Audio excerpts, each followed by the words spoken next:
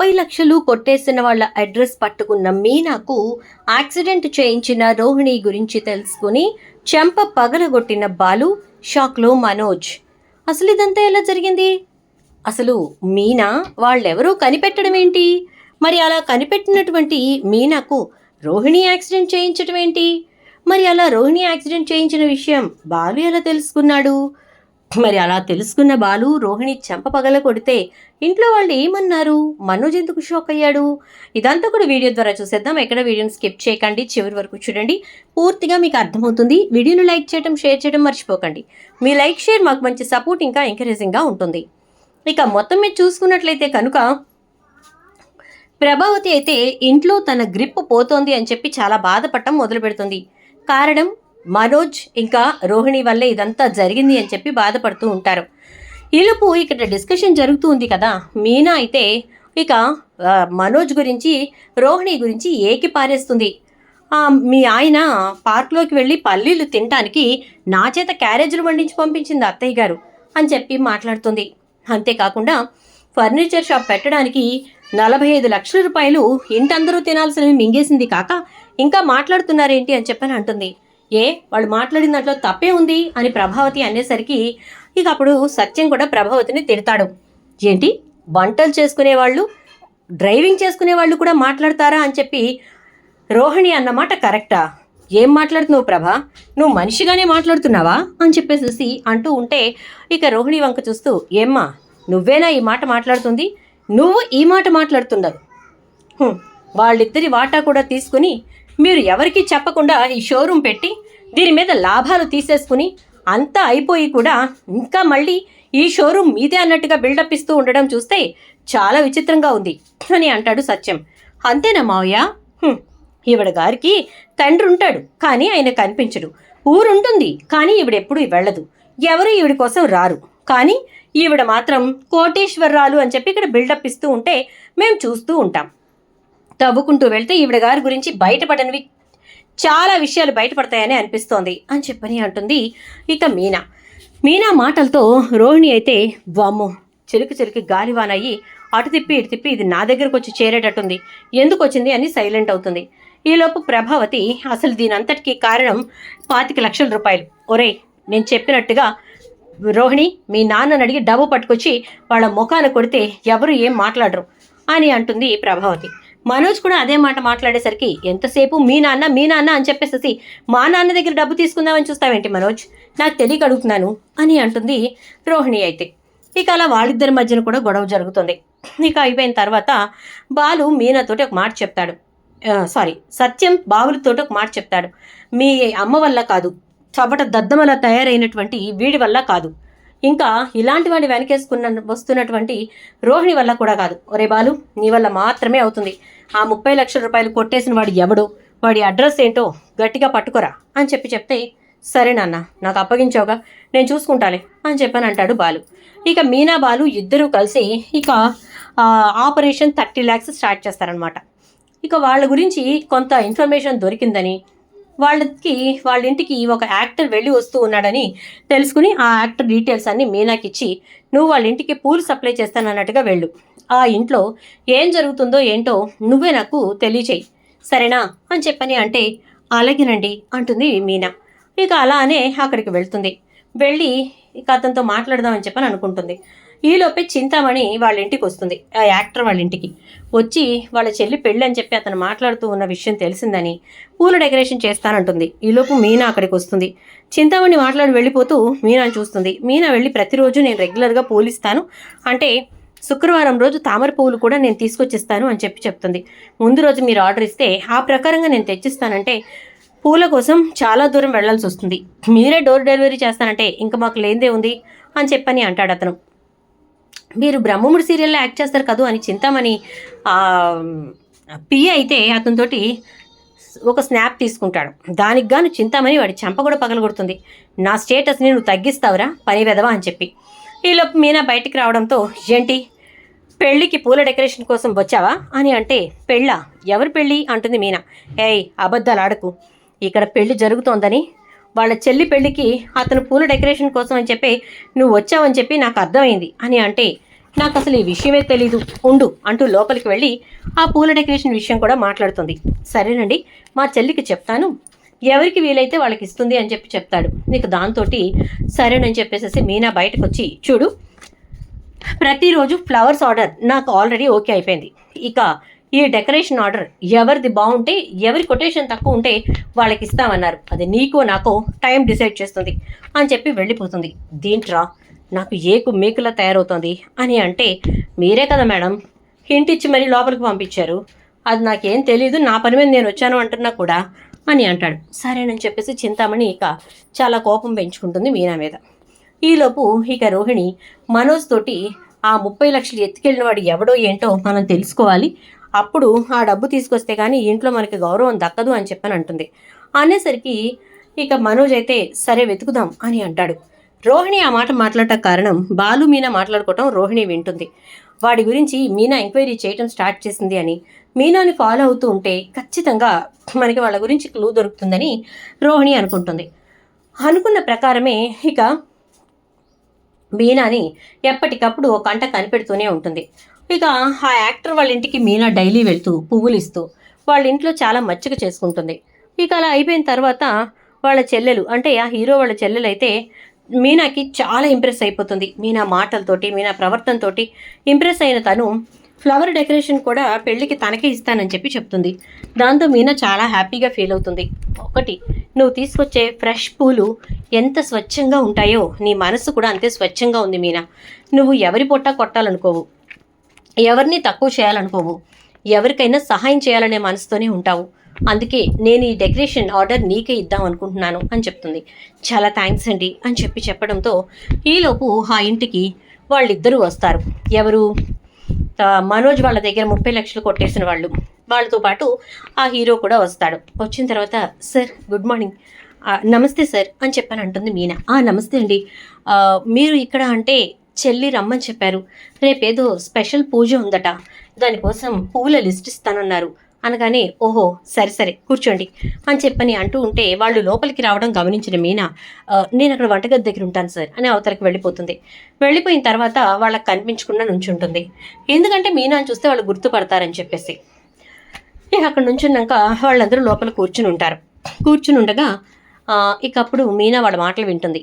Sir మీరు చెప్పినట్టుగానే మేము విల్లా వెతికాం, ఆ విల్లాకి ఓనర్ అయితే అది అమ్మటానికి చాలా సుముఖంగా ఉన్నాడు.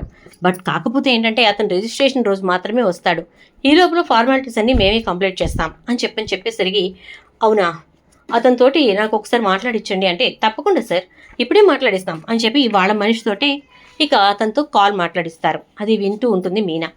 అయిపోయిన తర్వాత, మీకు నమ్మకం కుదిరినట్టేనా సార్ అంటే, యా డాక్యుమెంట్స్ అని చెప్పానంటే, ఇవిగోండి సార్ ఆ విల్లాకి సంబంధించిన డాక్యుమెంట్స్ అని చెప్పానంటే, ఇక అవి చూసి ఓకే సరే అయితే నేను ఇది బ్యాంక్ వాళ్ళకి చూపిస్తాను, బ్యాంక్ లోన్కి ఓకే అంటే కనుక నేను ఆ విల్లా తీసుకుంటాను అని అంటాడు. అలాగే సార్ అయితే అని చెప్పేసి వాళ్ళు బయలుదేరిపోతూ ఉంటారు. ఇక అప్పుడు మీనా అతని దగ్గరికి వచ్చి, ఆ విల్లా మీరు కొంటున్నారా అంటే, అవును, ఏ అంటే వీళ్ళు ఎక్కడుంటారు సార్ అని అడుగుతుంది.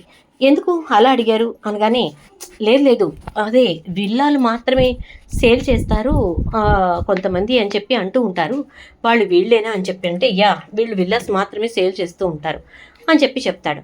చెప్పేసరికి వీళ్ళు అడ్రస్ చెప్తే, మాకు తెలిసిన వాళ్ళు కూడా విల్లా కొందాం అనుకుంటున్నారు సార్ అని చెప్పి చెప్తుంది. అలాగా, ఇదిగో ఇదే వాళ్ళ అడ్రస్ అని చెప్పేసి ఇస్తాడు.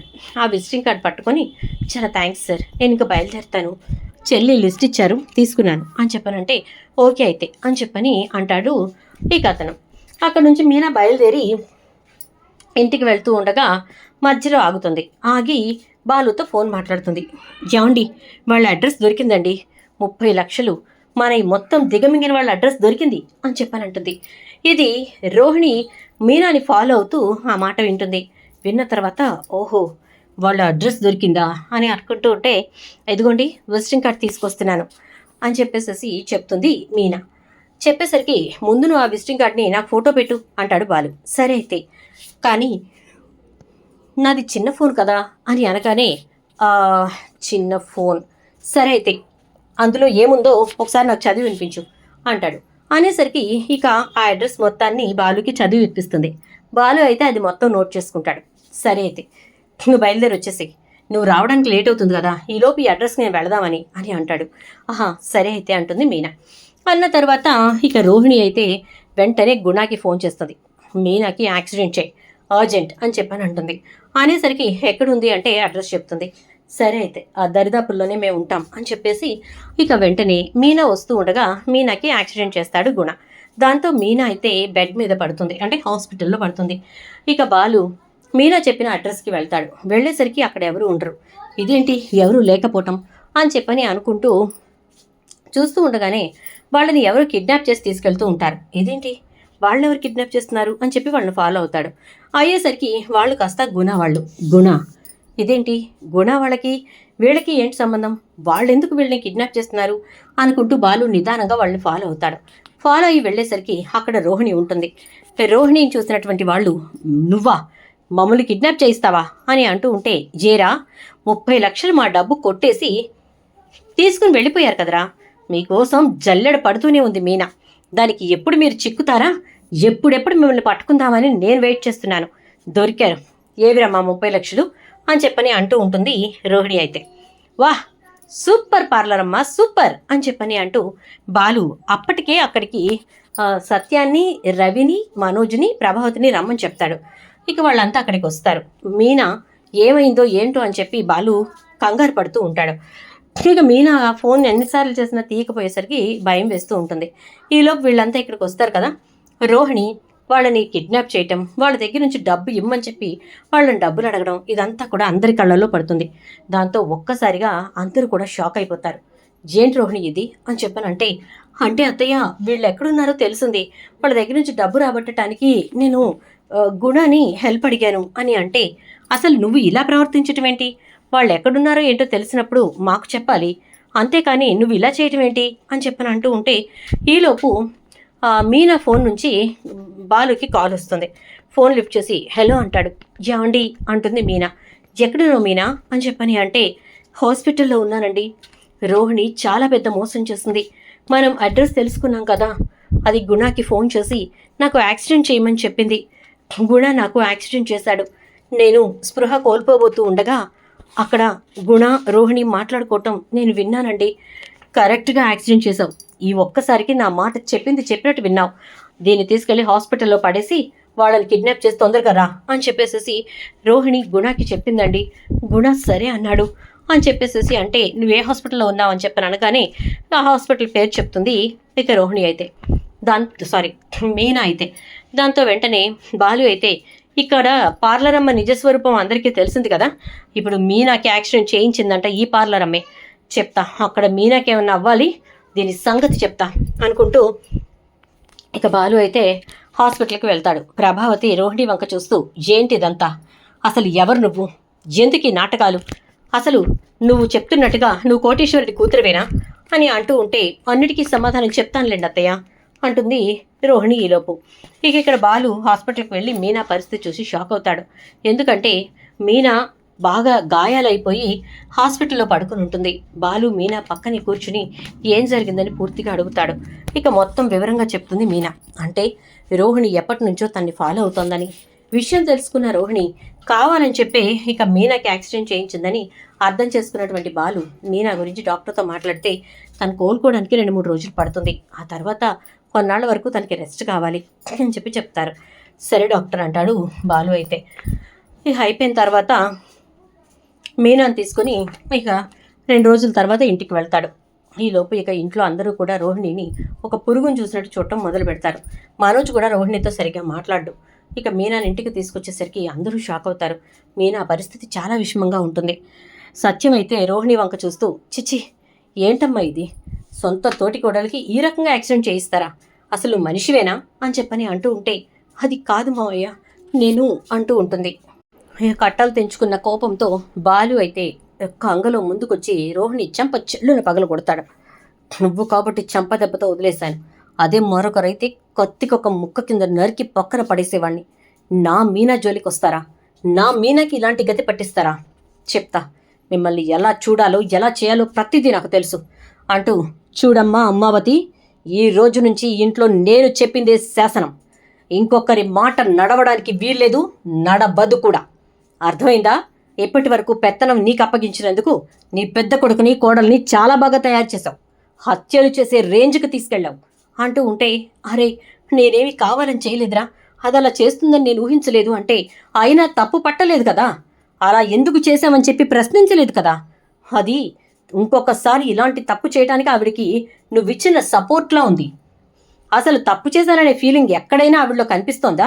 మీనాని ఇలాంటి పరిస్థితుల్లో ఎందుకు ఉంచాను, నేను తప్పు చేశానని చెప్పి ఎక్కడైనా కనిపిస్తోందా అని అంటూ ఉంటేసరికి ఇక అప్పుడు ప్రభావతి, అసలు ఎందుకమ్మా ఇలా చేసావు అని అంటే, వాళ్ళ దగ్గర డబ్బు వసూలు చేయడానికి అత్తయ్య అని అంటూ ఉంటే, ఇచ్చారా వాళ్ళు అనగానే, ఈలోపే బాలు వచ్చేసాడు కదా అత్తయ్య, వాళ్ళు తప్పించుకున్నారు అని అంటుంది. తప్పించుకోలేదమ్మా, వాళ్ళ దగ్గర డబ్బు తీసుకుని తప్పించింది అని అనగానే, డబ్బు తీసుకుందా అంటే, ఈవిడ గారు అనుకుంది కదా అక్కడి నుంచి బాలు వెళ్ళిపోయాడు, అక్కడ ఏం జరిగిందో ఎవరికి తెలియదులే అని చెప్పి అక్కడ వాళ్ళ దగ్గర నుంచి 30 లక్షల రూపాయలు చెవు పిండి వసూలు చేసింది. నేను అక్కడ ఆల్రెడీ నా ఫోన్ క్యామ్ ఆన్లోనే పెట్టేసి వచ్చాను, తర్వాత వెళ్ళి నా ఫోన్ తీసుకున్నాను, క్లియర్గా అందులో రికార్డ్ అయింది. ఈవిడ గారు వాళ్ళ దగ్గర నుంచి 30 లక్షల రూపాయలు వసూలు చేసింది. వడ్డీలనని కదా 30కి మరో 3 లక్షలు వేసి మరీ వసూలు చేసింది అని చెప్పేసరికి, అబద్ధం చెప్పక బాలు అంటుంది. దాంతో ఇక బాలు, అవునా నేను అబద్ధం చెప్తున్నానా, చూడండి అమ్మా అయితే అని చెప్పేసి వీడియో చూపించేసరికి షాక్ అయిపోతుంది రోహిణి. ఆ రోజున కల్పన దగ్గర 5 లక్షల రూపాయలు వడ్డీ వసూలు చేశావు, ఈ రోజు వీళ్ళ దగ్గర 3 లక్షల రూపాయలు వడ్డీ వసూలు చేశావు, ఇంతకీ ఆ 33 లక్షలు ఎక్కడా అని చెప్పని అంటుంది ప్రభావతి. అవి అత్తయ్య పార్లర్లో దాచిపెట్టాను అత్తయ్య అంటుంది. డబ్బు తీసుకుని ఇంట్లో ఇవ్వాలి అని చెప్పి నిన్నగాక మొన్న జరిగిన గొడవలో అందరికీ చెప్పాంగా, మరి రికవర్ చేసిన 30 లక్షలు తీసుకొచ్చి ఇంట్లో ఇవ్వకుండా పార్లర్లో దాచుకోవడం ఏంటి, నీ బుద్ధి మారదు, ఏటెళ్ల కాలం ఈ ఇంటి మీద పడి తిండమే పనిగా పెట్టుకున్నావు కదా, ఇంకా నీ బుద్ధి ఏం మారుతుంది అని చెప్పని అంటుంది ప్రభావతి. అది కాదత్తయ్య అంటూ ఉంటే, ఛీ నోర్మై, అసలు నీలాంటి దాన్ని ఈ ఇంటి కోడలుగా ఎందుకు చేసుకున్నానా అని చెప్పి నాకు నేనే అనుకునే పరిస్థితి తీసుకొస్తున్నావు, అసలు నీకు సిగ్గుసరం లేదా అని చెప్పేసేసి అంటూ ఉంటుంది ప్రభావతి. ఈలోపు మనోజ్ దగ్గరికి వచ్చి, ఇదంతా మన కోసమే మనోజ్ అని అంటే, లాస్ట్ టైం ఇలాగే చెప్పి 40 లక్షల రూపాయలు, అదే 45 లక్షల రూపాయలు పెట్టుబడులు పెట్టించావు, అది చేసావు ఇది చేసావు, చివరికి అందరి దృష్టిలో నేను ఒక చీటర్గా మిగిలిపోయాను, ఇప్పుడు మళ్ళీ అదే మాట చెప్తున్నావు, ఈ డబ్బులు దొరకాలి, ఇంట్లో అందరికీ ఇవ్వాలి, అందరి ముందు మనం తలెత్తుకోవాలి అని చెప్పి ఏదేదో చెప్పాము, నాకు తీరా చేస్తే ఇది మన కోసమే దాచిపెట్టానని చెప్తున్నావు, అంతేనా, లేకపోతే ఆ డబ్బులు తీసుకుని నువ్వు కూడా ఇద్దాం అనుకున్నావా, కల్పనలాగా అంటాడు. ఏంటి మనోజ్ నువ్వు మాట్లాడేది, నేను డబ్బు కోసమే పెళ్లి చేసుకున్నానా, నాకు లేని డబ్బా అంటే, లేని డబ్బే, నీ దగ్గర ఎక్కడుంది డబ్బు, ఎంత తీసుకొచ్చావు మీ నాన్న దగ్గర నుంచి, ఎంత తీసుకొచ్చావు మీ ఇంటికాడ నుంచి అంటాడు మనోజ్. దాంతో రోహిణి ఒక్కసారిగా షాక్ అయిపోతుంది. చెప్పు రోహిణి, ఏ రోజు అడిగినా 10 లక్షలు అడిగితే 1 లక్ష రూపాయలు తెచ్చిపెట్టావు, పార్లర్ పెట్టడానికి మా ఇంటినే తాకట్టు పెట్టించావు, ఆ డబ్బుని మళ్ళీ పార్లర్ అమ్మేసి తీసుకొచ్చి మాకు కట్టావు, అంతే తప్ప మీ నాన్న ఇచ్చిన డబ్బు ఎక్కడా కనిపించట్లేదే, 1 లక్ష 2 లక్షలు అంటే నాకు కూడా అప్పు పడుతుంది అని చెప్పేసేసి మణికంఠను అడిగితే నిమిషాల ప్రకారం 2 లక్షలు 3 లక్షలు అప్పిస్తాడు నాకు, అలాగే అప్పు తీసుకొచ్చావేమో, ఎవరికి తెలుసు, నీకు మీ నాన్న పంపించలేదు అని నేను అంటాను, అదే నిజమని కూడా అంటాను, అది నిజం కాదు, మా నాన్నే పంపించాడని చెప్పి రుజువు చేసుకోవడానికి నీ దగ్గర ఏమైనా రుజువు ఉందా, లేదు కదా, అందుకే బాలు నిన్ను కొట్టడంలో తప్పే లేదు, వాడి భార్య విషయంలో నువ్వు చేసింది చాలా పెద్ద తప్పు, డబ్బు వసూలు చేసుకున్న దానివి పార్లర్లో దాచుకున్నావే కానీ అత్తెచ్చి ఇంట్లో ఇవ్వలేదు, ఆ డబ్బు కోసమే కదా మీనా నువ్వు యాక్సిడెంట్ చేసింది అంటే, కాదు అందరి ముందు నేను అవమానపడేలా చేసినందుకు అంటుంది. ఓ అలా అయితే నేను అవమానించిన వాళ్ళని ఇలా చేస్తావు అన్నప్పుడు నేను చెంపదెబ్బ కొట్టిన మా అమ్మని ఏం చేస్తావో, చంపేస్తావేమో అని అంటాడు. దాంతో ప్రభావతి, నిజమేరా, నిజంగానే కరెక్ట్ మాట మాట్లాడావు, చంపినా చంపేస్తుంది, ఇలాంటిది నా ఇంట్లో ఉండడానికి వీల్లేదు అని ప్రభావతి రోహిణిని బయటకు గెంటేసే ప్రయత్నం చేస్తుంది. ఈలోపు మనోజ్ అయితే, వద్దమ్మా వదిలేసి, దాని మానవనది పోతుంది, ఇంకా దాని గురించి నేను పట్టించుకోను అని అంటాడు. ఈలోపు సత్యం అయితే, ఆపుతారా, అందరూ ఆపండి, చూడు రోహిణి, ఇదే నీ జీవితంలో మేమిచ్చే ఆఖరి అవకాశం, మార్చుకుని నిన్ను నువ్వు మారి ప్రశాంతంగా ఉండి మమ్మల్ని ఉంచుతావో లేక ఇలాగే కొనసాగుతావో నీ ఇష్టం, ఇలాంటిది మళ్ళీ ఇంకొకసారి రిపీట్ అయిందంటే ఈ కుటుంబంలో నువ్వు ఉండవు, మనోజ్తో అసలే ఉండవు, జాగ్రత్త అని చెప్తాడు. చూద్దాం మరి రాబోయే ఎపిసోడ్స్లో ఏం జరుగుతుందో. వీడియో నచ్చితే లైక్ చేయండి, వీడియోని షేర్ చేయండి, ఛానల్ సబ్స్క్రైబ్ చేసుకుని పక్కనే ఉన్న బెల్ ఐకాన్లో ఆల్ ట్యాప్ చేయడం మాత్రం అస్సలు మర్చిపోకండి. Thank you.